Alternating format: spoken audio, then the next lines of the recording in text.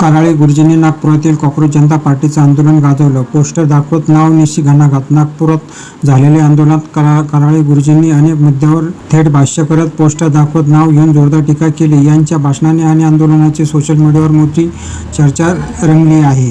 आम्ही कॉक्रोच आहोत, 100 वेळा मारलं तरी जिवंत राहू, या वक्तव्याने उपस्थितांमध्ये उत्साह निर्माण केला तर सोशल मीडियावरील वेगवेगळ्या प्रतिक्रिया उमटत आहे. तुमच्या मते हे आंदोलनाबद्दल आपलं मत काय? कमेंट बॉक्समध्ये नक्की कळवा. आपण जर नवीन असाल तर व्हिडिओला लाईक करा, चॅनलला सबस्क्राईब करा. चला व्हिडिओ पूर्ण बघा. आता एक इथं नवीन आपल्या नागपुरात सायंटिस्ट आहेत नितीन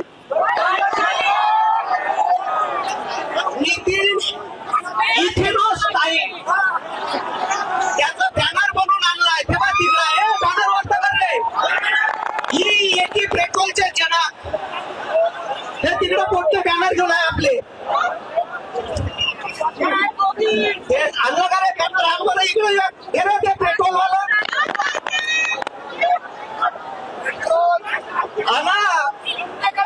यायले सांगतो हम कॉकरोच है, कॉकरोच 100 बार काटोगे तो भी मरेंगे नहीं, फिर से जिंदा रहेंगे. आम्हाला 100 का जरी कापड ना तर आमच्या काळजातून एकच आवाज निघाल, इन्क्लाब जिंदाबाद, भारत माता की, भारत माता की. तेव्हा हे बनून आणले, हे यायच्या पोट्याला मोठं करणं चालू आहे. तुमच्या गाड्या कुक करून बंद पडणार आहे. हम कॉकरोच है, 100 बार काटोगे तो भी जिंदा रहेंगे. भारतातल्या पोट्याचा सत्यानाश करणारा धर्मेंद्र. आम्ही शोलेमध्ये पाहिला होता, शोलेतला धर्मेंद्र कसा होता. आणि ह्या 5 चोर आता हेलिकॉप्टरला पेपर आणून राहिला. पहिलेच केलं असतं तर पहिले कशा उपडत बसला असेल तिकडं. तुमच्या गाड्या करून बंद पडणार आहे.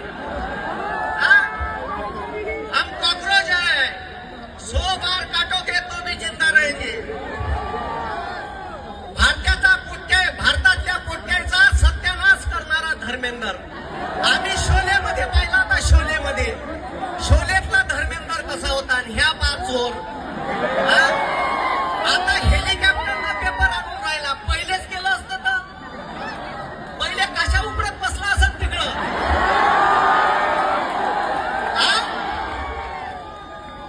आता हेलिकॉप्टरला पेपर पहिले लक्ष दिलं असतं. थोडक्यात 15 पोट्याच्या आत्महत्या नसत्या झाल्या. या 15 पोट्याच्या आत्महत्याचा जिम्मेदार धर्मेंद्र आहे.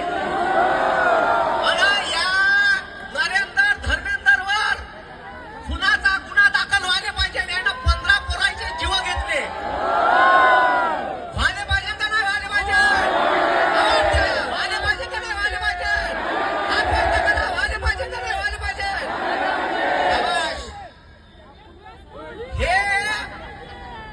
हे आपल्या कारण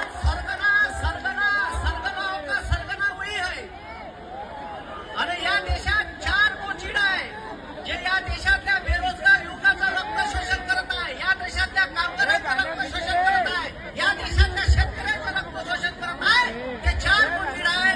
नरेंद्र, मुक्या, हे अडाणी आणि एक अमित्या, हे 4 लोक आहे जे या देशाचा सत्यानाश लावून राहिले. त्याच्यानंतर हे बाकीचे खालचं चोर बसले आहे.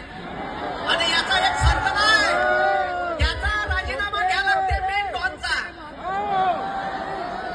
नरेंद्रचा राजीनामा घेतल्याशिवाय, कारण का ह्या धर्मेंद्राला जरी हटवलं तरी तिथं या चोरांनी बसवण. कारण हे पुरे चोर बसले आहे. आणि मी यायच्या भाषेत हे